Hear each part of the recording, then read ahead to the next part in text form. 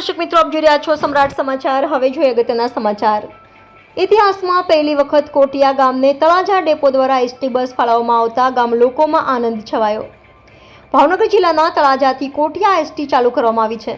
આ બાબતે કોટિયા ગામના વતુભાઈ કામળિયા સાથે થયેલ ટેલિફોનિક વાતચીતમાં તેઓએ જણાવ્યું હતું કે ઇતિહાસમાં પ્રથમ વખત કોટિયા ગામમાં એસટી બસ આવતા ગામ લોકોમાં અનેરો આનંદ છવાયો હતો।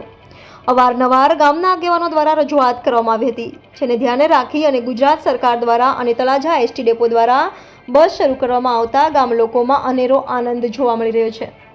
ગામ લોકોને તથા વિદ્યાર્થીઓને અભ્યાસ અર્થે જવા આવવા માટે ખૂબ જ મુશ્કેલી પડતી હતી, જે તમામ બાબતોને ધ્યાન રાખી અને તળાજા એસટી ડેપો દ્વારા કુંડડા ગામને એસટી બસ ફાળવવામાં આવી છે, જે સવારે 9:30 કલાકે અને સાંજના 4:30 કલાકે તળાજા એસટી ડેપો ખાતેથી ઉપડશે। પહેલી વખત ગામમાં એસટી બસ આવેલ હોય, જેને લઈને ભૂલકાઓ ગેલમાં આવી ગયા હતા। સમ્રાટ સમાચાર, તળાજા।